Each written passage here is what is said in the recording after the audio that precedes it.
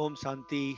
आज का अव्यक्त महावाक्य 11 जून 1970 से लिया गया है, जिसका शीर्षक है विश्वपति बनने की सामग्री।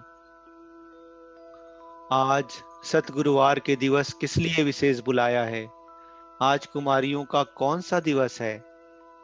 बच्चे कहते समाप्ति समारोह।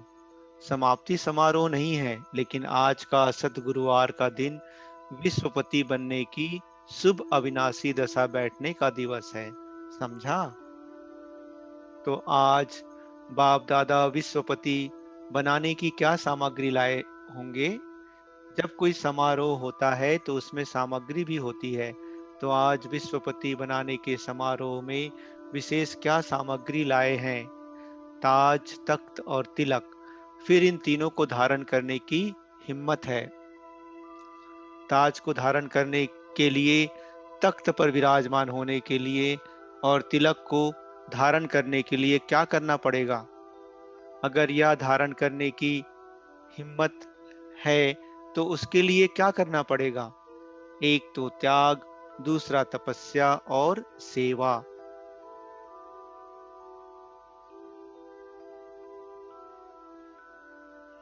तिलक को धारण करने के लिए तपस्या और ताज को धारण करने के लिए त्याग और तख्त पर विराजमान होने के लिए जितनी सेवा करेंगे उतना अब भी तख्त नसीन और भविष्य में भी तख्त नसीन बनेंगे। इन तीनों बातों से ही तीनों चीजें धारण कर सकेंगे। अगर एक भी धारणा कम है तो फिर विश्वपति नहीं बन सकेंगे। समझा? तो इन तीनों गुणों की अपने में संपूर्ण धारणा की है। तीनों में से एक भी छूटे नहीं, तब सूरवीर का जो नाम दिया है वह कार्य कर सकेंगी। तीनों की प्रतिज्ञा की है। त्याग किसका करेंगे? सभी से बड़ा त्याग क्या है? अब सर्विस पर उपस्थित हो रही हो तो उसके लिए मुख्य यही धारणा रखना है कि मैंपन का त्याग।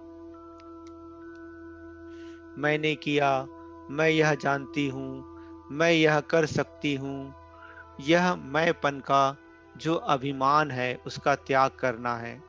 मैं के बजाय बाप दादा की सुनाई हुई ज्ञान की बातों को वर्णन करो।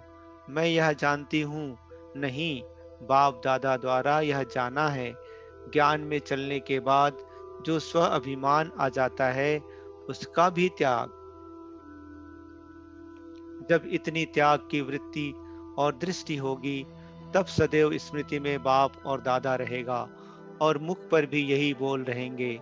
समझा? तब विश्वपति बन सकेंगी, विश्व की सर्विस कर सकेंगी। अपनी धारणा को अविनाशी बनाने के लिए व सदा कायम रखने के लिए दो बातें याद रखनी है। कौन सी? विशेष कन्याओं के लिए है। एक तो सभी बातों में सिंपल रहना और अपने को सैंपल समझना। जैसे आप सैंपल बन दिखाएंगे वैसे ही अनेक आत्माएं भी यह सौदा करने के लिए पात्र बनेंगी। इसलिए यह दो बातें सदैव याद रखो। अपने को ऐसा श्रेष्ठ सैंपल बनाया है। जो अच्छा सैंपल निकलता है उनको फिर छाप भी लगाई जाती है। आप कौन सी छाप लगा कर जाएंगी? जो कभी मिटे नहीं, शिव शक्तियां और ब्रह्मा कुमारियां।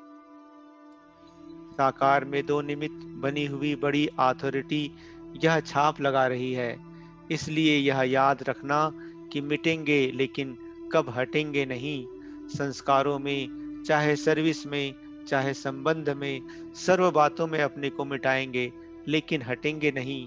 हटना कमजोरी का काम है। शिव शक्तियां अपने को मिटाती हैं, न कि हटती हैं। तो यह बातें याद रखनी है। फिर इस ग्रुप का प्रैक्टिकल पेपर कब होगा? अभी का रिजल्ट फाइनल का नहीं है। अभी तो पेपर देने के लिए जा रहे हो, फिर उसकी रिजल्ट देखेंगे। यह ग्रुप आगे कदम बढ़ा सकता है। बाप दादा ऐसी उम्मीद रखते हैं। इसलिए अब ऐसा समझो कि जो भी कर्म बंधन है उसको बहुत जल्दी काट कर फिर मधुबन में संपूर्ण समर्पण का समारोह मनाने आना है। इस लक्ष्य से जाना है। फिर इस ग्रुप से कितनों का संपूर्ण समर्पण का समारोह होता है आज तो महाबली बनने की बातें सुनाई हैं, फिर महाबली चढ़ने के लिए आएंगे तो बाप दादा खूब सजाएंगे।